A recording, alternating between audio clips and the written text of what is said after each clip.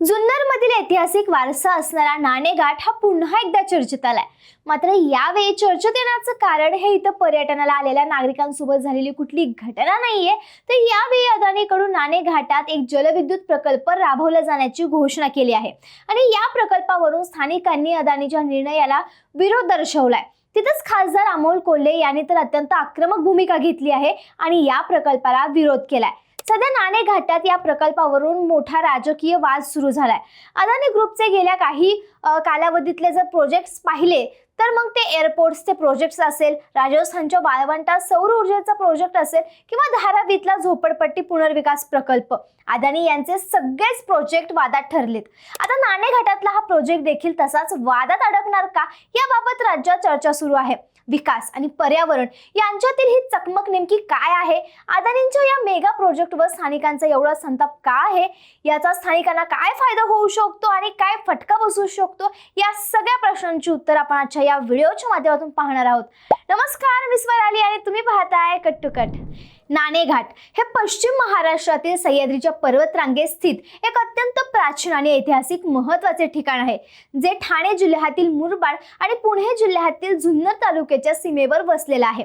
सुमारे 2000 वर्षापूर्वी कोकणातील बंदरांना घाट माथ्यावरील बाजारपेठांशी जोडणारा हा एक प्रमुख व्यापारी मार्ग होता. आजच्या काळात नाणेघाट हे ट्रेकर्स आणि निसर्गप्रेमींसाठी एक लोकप्रिय पर्यटन स्थळ बनलं आहे आणि आता याच भागात अदानींचा जलविद्युत प्रकल्प उभारणार आहे. सगळ्यात आधी आपण हे समजून घेऊया की हा प्रकल्प नेमका कसा आहे आणि त्याची रचना कशी असेल. तर अदानी समूहातील अदानी रिन्युएबल एनर्जी 52 लिमिटेड या कंपनीकडून पुणे आणि ठाणे जिल्ह्याच्या सीमेवर माळशेज घाट बोरांडे उदंचन प्रकल्प म्हणजेच पंप्ड स्टोरेज प्रकल्प प्रस्तावित करण्यात आला आहे. या प्रकल्पाची एकूण वीज निर्मिती क्षमता ही 1500 मेगावॅट इतकी असून यामध्ये सुमारे 7048 कोटी रुपयांची प्रचंड गुंतवणूक प्रस्तावित करण्यात आली आहे. प्रकल्पाची रचना पाहता याचा वरचा जलाशय हा जुन्नर तालुक्यातील आदोशी वस्तीजवळ म्हणजेच अंजनावळे गावाच्या हद्दीत आणि खालचा जलाशय ठाणे जिल्ह्यातील मुरबाड तालुक्यातील भोरांडे गावाजवळ प्रस्तावित आहे. हे दोन्ही जलाशय तेथील नैसर्गिक नाल्यांवर बंधारे घालून बांधले जाणार आहे. यातील वरच्या जलाशयाचे जलसंकलन क्षेत्र हे 0.8 चौरस किलोमीटर तर खालच्या जलाशयाचे जलसंकलन हे क्षेत्र हे 3 चौरस किलोमीटर असेल. या संपूर्ण प्रकल्पाच्या उभारणीसाठी एकूण 166 हेक्टर जमिनीची आवश्यकता आहे, ज्यामध्ये सुमारे 65.47 हेक्टर बिगर वन जमीन पाण्याखाली जाण्याची शक्यता आहे. यामुळे अनेक स्थानिक शेतकऱ्यांच्या शेतजमिनी, घरे आणि उपजीविकेची साधने नष्ट होण्याची भीती व्यक्त केली जात आहे. आता अनेक लोकांना प्रश्न पडला असेल की ही पंप्ड स्टोरेज प्रकल्प नक्की काय आहे आणि तो कसा काम करतो. तर ही वीज साठवण्याची एक आधुनिक आणि अतिशय जलद तंत्रज्ञानावर आधारित पद्धत आहे. या प्रकल्पात एकाच भागात 2 वेगळे जलाशय म्हणजेच एक वरचा तलाव आणि एक खालचा तलाव बांधले जातात. जेव्हा ग्रिडरवर विजेची मागणी कमी असते म्हणजेच ऑफ पीक आवर्सला असते, तेव्हा अतिरिक्त विजेचा वापर करून खालच्या जलाशयातील पाणी एका शक्तिशाली पंपाद्वारे वरच्या जलाशयात उपसले जाते. यानंतर जेव्हा संध्याकाळी किंवा ऐन गरजेच्या वेळी विजेची मागणी अचानक वाढते म्हणजेच पीक आवर्सला असते, तेव्हा वरच्या जलाशयातील पाणी वेगाने खाली सोडून टर्बाइन फिरवले जाते आणि वीज निर्मिती केली जाते. सौर आणि पवन ऊर्जेसारख्या अनियमित ऊर्जा स्रोतांना पूरक पर्याय म्हणून आणि विजेची ग्रीड स्थिर ठेवण्यासाठी अशा प्रकल्पांना सध्या जगभरात मोठी मागणी आहे. मात्र या प्रकल्पाच्या पर्यावरण परिणाम मूल्यांकन अर्थात EIA अहवालावर नागरिकांच्या भूमिका व सूचना ऐकून घेण्यासाठी 21 ऑगस्ट रोजी ठाणे जिल्ह्यातील मुरबाड तालुक्यात जनसुनावणी आयोजित करण्यात आली होती. मात्र महाराष्ट्र प्रदूषण नियंत्रण महामंडळाचे उपप्रादेशिक अधिकारी नवनाथ आवताडे यांनी दिलेल्या माहितीनुसार ही जनसुनावणी जिल्हाधिकाऱ्यांच्या अध्यक्षतेखाली होणार होती आणि याचा अहवाल केंद्रीय पर्यावरण मंत्रालयाकडे पाठवला जाणार होता. परंतु स्थानिक आदिवासी समाज आणि ग्रामस्थांचा वाढता विरोध, सूरज वाजगे यांनी केलेले आमरण उपोषण आणि खासदार डॉक्टर कोल्हे यांनी प्रशासनाकडे नोंदवलेले गंभीर कायदेशीर आक्षेप यानंतर प्रशासनाने ही जनसुनावणी अखेर स्थगित करण्याचा महत्त्वाचा निर्णय घेतला आहे.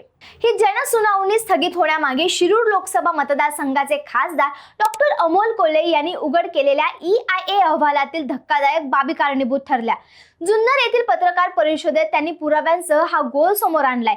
21 ऑगस्टला जनसुनावणी होणार असताना मे 2026 मध्ये तयार झालेल्या EIA अहवालात जनसुनावणीनंतर प्रकल्पात काय सुधारणा करण्यात आल्या आणि सुनावणीतील महत्त्वाची जी यादी होती, मुद्द्यांची यादी होती, असा स्पष्ट उल्लेख देखील आधीच केलेला होता. होता, जी सुनावणी झालीच नाहीये तिच्यानंतरचे निष्कर्ष अहवालात आलेच कसे, यावरून अहवालाच्या पारदर्शकतेवर मोठा प्रश्नचिन्ह निर्माण झाला असून या सल्लागार कंपनीची उच्चस्तरीय चौकशी करण्याची मागणी केली जात आहे। याशिवाय सर्व कागदपत्रे मराठीत उपलब्ध करून देण्याची आणि जुन्नर तालुक्यातील बाधित गावातील नागरिकांसाठी जुन्नर तालुक्यातच स्वतंत्र जनसुनावणी घेण्याची ठाम मागणी देखील त्यांनी केली आहे। प्रस्तावित प्रकल्प परिसर हा पूर्णपणे अनुसूचित क्षेत्र म्हणजे शेड्यूल एरिया, आदिवासी गावे, वनक्षेत्र आणि जैवविविधतेने समृद्ध अशा प्रदेशात येतो। अनुसूचित क्षेत्रातील ग्रामसभांना अधिकार देण्यासाठी 1996 मध्ये पेसा कायदा करण्यात आला होता, ज्यानुसार जमीन आणि जलस्रोतांबाबत ग्रामसभेची पूर्वसंमती घेणे बंधनकारक आहे। अंजनावे ग्रामपंचायतीने 2023 मध्येच या प्रकल्पाविरोधात अधिकृत ठराव मंजूर केला होता, परंतु प्रशासनाने हा ठराव दडपून ग्रामसभेला डावलल्याचा थेट आरोप स्थानिकांनी केला आहे। याशिवाय वनहक्क कायद्याअंतर्गत वैयक्तिक आणि सामुदायिक वनहक्कांचे दावे निकाली काढण्याची प्रक्रिया असून पूर्णपणे झालेली नाहीये। स्थानिक आदिवासींचा घटनात्मक अधिकार डावलून ही प्रक्रिया पुढे नेली जात असल्याने स्थानिकांनी सह्याद्री वाचवा संघर्ष समिती स्थापन करून तीव्र आंदोलन देखील उभं केलं आहे। नाणेघाट हा महाराष्ट्रातील एक प्राचीन व्यापारी मार्ग आहे, जो जुन्नरला कोकणाशी जोडतो। हा संपूर्ण परिसर पश्चिम घाटातील अत्यंत संवेदनशील जैवविविधता क्षेत्र मानला जातो, जो नाणेघाट, जीवनधन, घाटघर, संवर्धन, राखीव क्षेत्र आणि भीमाशंकर कळसुबाई वन्यजीवन कॉरिडॉरशी थेट जोडलेला आहे। आश्चर्याची बाब म्हणजे EIA अहवालात या भागात एकही सस्तन प्राणी आढळत नसल्याची नोंद करण्यात आली आहे, परंतु प्रत्यक्षात या जंगल परिसरात बिबट्या, महाराष्ट्राचा राज्य प्राणी शेकरू, नीलगाय, डाणडुक्कर, सांबर आणि कोल्हा यांसारखे अनेक दुर्मिळ वन्यजीव वास्तव्यास आहेत। दुसरीकडे हा संपूर्ण परिसर भूकंप क्षेत्र 3 मध्ये येतो। प्रकल्पाच्या बोगद्यांसाठी आणि भूगर्भातील वीजगृहांसाठी होणाऱ्या मोठ्या स्फोटामुळे मोठा मलबा निर्माण होईल। तसेच माळीण दुर्घटनेच्या पार्श्वभूमीवर या अतिवृष्टीच्या भागात तीव्र भूस्खलनाचा मोठा धोका निर्माण होऊ शकतो, असा गंभीर इशारा तज्ञांनी दिला आहे। वरच्या जलाशयाच्या बांधकामामुळे कुकडी नदीकडे जाणाऱ्या नैसर्गिक पाण्याच्या प्रवाहात अडथळा निर्माण होईल। यामुळे जुन्नरची जीवनवाहिनी असलेल्या माणिकडोह धरणात येणारे पाणी कमी होण्याची दाट शक्यता आहे। जुन्नर आणि आंबेगाव तालुक्यातील तीव्र उन्हाळ्यातील पाणी टंचाई लक्षात घेता स्थानिकांची शेती आणि पिण्याच्या पाण्याची हक्कावर गदा येऊ शकते, अशी भूमिका मांडली जात आहे। याशिवाय माळशेज आणि काळू खोऱ्यात केवळ अदानीचा 1500 मेगावॅट प्रकल्पच नाही, तर THDCचा 700 मेगावॅट, NHPC काळूचा 1150 मेगावॅट आणि टोरंट पॉवरचा 1500 मेगावॅट असे एकूण सुमारे 4850 मेगावॉट क्षमतेचे विविध प्रकल्प प्रस्तावित आहेत। यामुळे प्रत्येक कंपनीच्या प्रकल्पाचा स्वतंत्र अभ्यास करण्याऐवजी संपूर्ण खोऱ्याची एकत्रित वाहन क्षमता म्हणजेच कॅरिंग कॅपॅसिटी, एकूण पर्यावरणीय परिणाम अभ्यासावा, अशी मागणी खासदार कोल्हे आणि पर्यावरण प्रेमींनी केली आहे।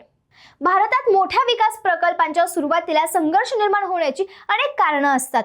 बऱ्याचदा शासनाकडून योग्य ती माहिती पारदर्शकतेपणे दिली जात नाही आणि भरपाई व पुनर्वसनाबाबत विश्वास निर्माण होत नाही। मात्र दुसरीकडे अनेकदा राजकीय पक्ष किंवा स्थानिक असंतोषाचा वापर स्वतःच्या फायद्यासाठी करतात आणि नंतर स्थानिकांना वाऱ्यावर सोडतात। म्हणूनच स्थानिकांनी कोणत्याही पक्षाच्या किंवा उद्योगाच्या अंधाऱ्या बाजूने न उभे राहता सविस्तर अहवाल मागून पर्यावरणीय अटी व पुनर्वसनाच्या तरतुदी तपासून आणि तज्ञांचे मत ऐकूनच योग्य ती भूमिका घेतली पाहिजे। एकंदरीत नाणेघाट माळशेज परिसरातील हा वाद केवळ एका कंपनीचा किंवा आंदोलनाचा प्रश्न नसून भारताच्या विकास मॉडेल समोरील एक मोठा पेच आहे। देशाला पाणी, जंगल, जमीन आणि ऊर्जा या चारही घटकांची तितकीच गरज आहे। त्यामुळे उद्योगपतींनी सामाजिक जबाबदारी पाळली पाहिजे, प्रशासनाने पारदर्शकता ठेवली पाहिजे आणि ग्रामसभांनी आपले हक्क जबाबदारीने वापरले पाहिजेत। लोकशाहीत विकास आणि विरोध हे दोन्ही आवश्यक आहेत, पण त्याचा पाया सत्य, विज्ञान आणि कायद्यांवर आधारित असेल तरच देशाचा खऱ्या अर्थाने शाश्वत विकास शक्य होईल। या प्रकरणावरून स्थानिकांसोबतच इतिहास अभ्यासकांनी देखील काही प्रश्न उपस्थित केले आहेत, कारण नाणेघाट हा आदिवासी पट्ट्यात येतो, त्यामुळे त्यांच्यावर काय परिणाम होईल, तुम्हाला काय वाटतं कमेंट्समध्ये नक्की सांगा आणि अशाच माहितीपूर्ण व्हिडिओसाठी कट टू कटला सबस्क्राइब करायला विसरू नका।